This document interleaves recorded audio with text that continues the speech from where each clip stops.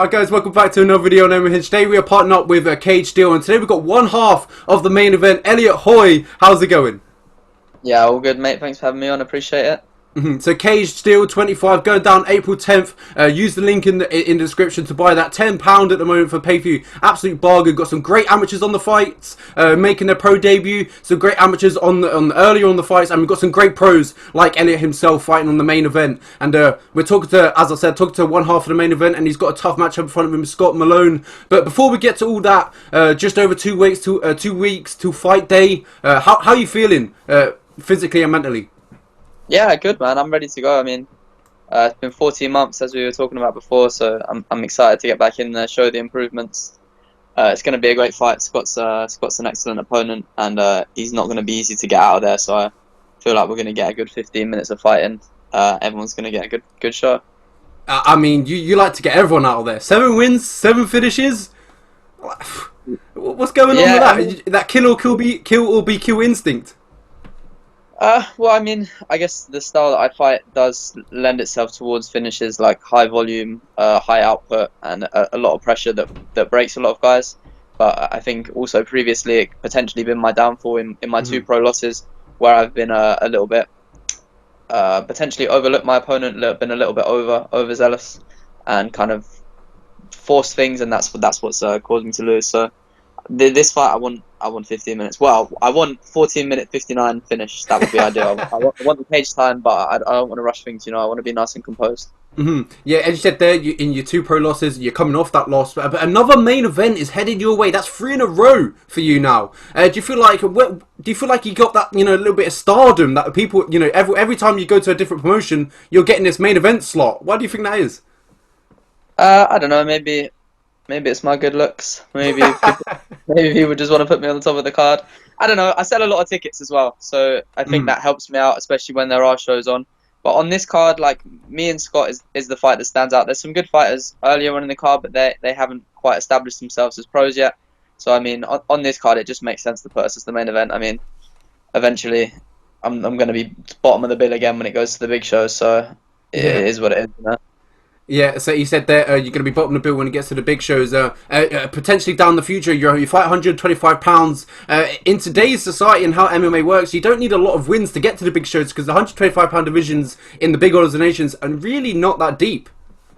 Well, I think they are deep. I think they're just disrespected. Like, I think Mm. talent-wise, it's the best division Oh yeah, because 100%. everything's so fast. Like you switch off for a second, even though maybe the power's not the same. You switch off, you'll get fucked up. You get submitted. You get taken down. Like, but people don't respect it because they're like, oh, it's just small guys. But the skill level is higher. You have to be more skilled because not only is it faster, also you think about it, everyone you train with is bigger than you. So you get your ass handed to you in the gym all the time. So it, Yeah. it, it promotes a higher level of skill, I believe.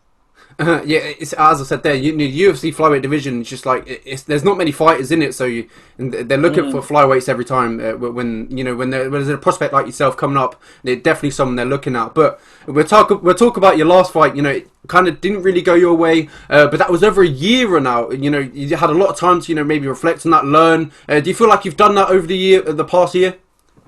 Yeah, I feel like I watched that.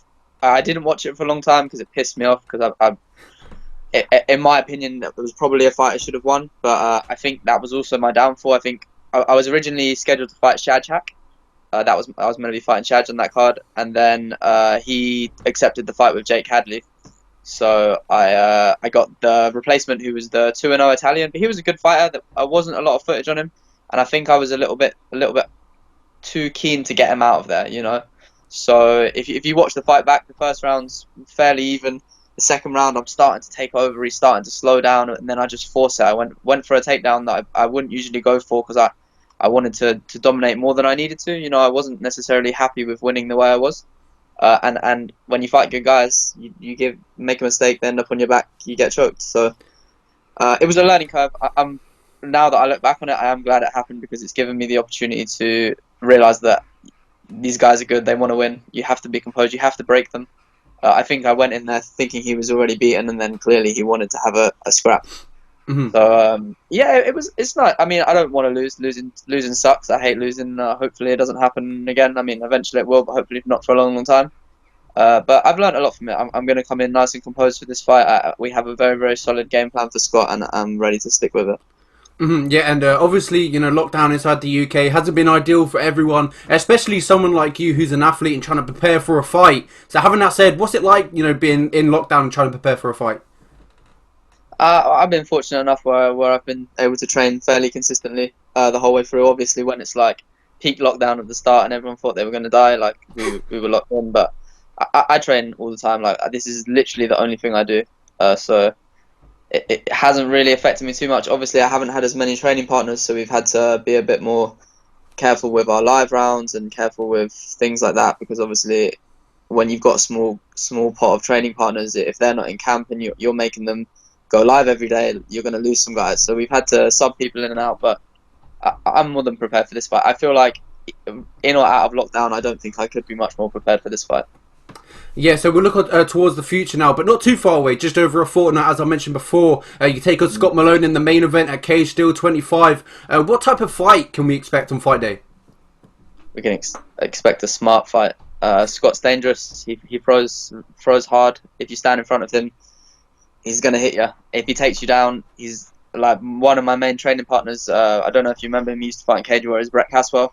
He's also a judo Commonwealth gold medalist. So they both actually competed against each other a few times. I know what that level is. Like if you get taken down by those guys and you let them get a good position, you're gonna burn some energy to get up. You could even lose a round if you're not smart. If you mess around in the clinch, they'll throw you on your head, and you don't even have to think about it. So I have to be careful. I have to follow a good game plan. I have to be smart in certain positions. I know where I'm gonna beat Scott. He knows where he's gonna do well against me, and I guess it's just who's able to execute. I feel potentially he's underestimating this first cut to flyweight. I would say he has a questionable gas tank anyway, and I think cutting the extra 10% of his weight is gonna not help him later on in the fight. Early on is gonna be real tough because he's a great fighter, and he'll be tough the whole way through because he doesn't want to lose to me. But ultimately, I feel like we're gonna get into minute 7 onwards, minute 8, second round, third round. You're gonna have to dig deep, and he's gonna be reaching into that gas tank that's not there. He's done the first cut to flyweight, and I think I'm gonna finish him late in the fight, or at least come out with a good decision. But I have a big task ahead of me, so I'm super excited. Yeah, as you said there, a big task ahead of you. He's fought some great guys in his career, and he mentioned there he's a judo Commonwealth bronze medalist. Gold medalist. Oh, gold medalist. Oh, that's Gold incredible. medalist. Yeah, they Yeah, don't hand those out. That's no joke. And also, he won it at 66 kilos, so he won it against the big guys. Ooh, that's incredible. So, yeah, he's no joke. And his 2 world title fights were early on in his career. Like Jack Jack Shaw, Cartwright, Jack Shaw, yeah. where he is now. Jack Cartwright. The Jack Cartwright fight I don't really count because when you lose that quick, it's not a fair reflection, So, but he's been in there with good guys. He's prepared for good guys, and I don't think he's going to have seen anything like me before. Obviously, everyone has to think like that, but I truly believe that I'm going to bring something different to the table, and I don't think he's going to be able to handle the pace that I bring. You kind of answered my next question there. I was going to talk about who he's for, and I was going to ask you, what's a win over Scott Malone do for your career? It's a great win. It puts me where I need to be. Ultimately, at this stage, I want to win as many fights as possible. What I really want is cage time against good guys.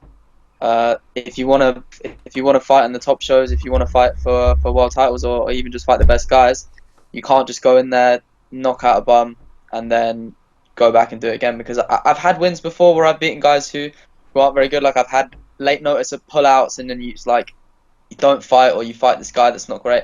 It feels hollow, and you leave and you don't feel like you're a more experienced fighter. You feel like, okay, I got that win on my record, but I haven't learned anything. So I'm excited for the opportunity to see what I'm about with Scott, because I'm gonna have to push hard. I'm gonna have to dig deep to produce the win, and I feel like I'll get some respect for it after I pull it off, because everyone knows he's a good fighter. They don't hand out Cage Warriors title shots, especially not twice, at the weight class above me, and a Commonwealth Games judo gold medal. Like, this guy's legit, so people aren't expecting me to win this, and that's why I'm super excited to go out there and prove everyone wrong. Yeah, well, Cage Steel 25, April 10th, just over a fortnight. It goes down, and I can't wait to see the fight. It's going to be an exciting fight. I'm going to be tuning in, I'm going to be watching.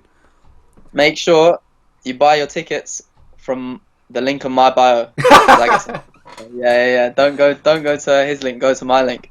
Sort me out. Give a small ginger boy your £3. It would go a long way. I 100% agree with that because you're the fighter, you're the man stepping in there, you're the man risking your life for our entertainment. You're the best, bro. Thank you. Yeah, so last question, a little fun one. When it's all said and done, if the career's a wrap, how would you like fans to, be able to like remember your? How would you like to be remembered throughout the fans? Got a little tongue twisted on that one. Oh, that's a bit of a strange one. How would I like to be remembered? That's too far away, mate. I'm only just getting started. I don't know how I'm going to be remembered. I just wanna put on good fights, get some experience. Then we'll see where we're at the end. I want to go to the top, and I'm excited for the opportunity to try that. Okay, so we'll kind of adjust that question. So the first 9 fights in your professional career, how do you think they've gone? They've been exciting. Yeah. I'm gonna come out. I'm gonna try and punch you in the face. I'm gonna try elbow your head off. I'm coming with a good pace, but I'm smart. So I'm a dangerous fighter. Fans can expect somebody that's gonna come to win, but also come to hurt my opponent. And I feel like we're gonna get to see some of that April 10th. Yeah, April 10th, yeah, as you said there, it goes down, Cage Steel 25. I can't wait, I'm excited. So thank you very much for tuning in and talking to me today, Elliot. I can't wait. I appreciate it. Thanks for having me on. Alright, thank you Appreciate so it. much.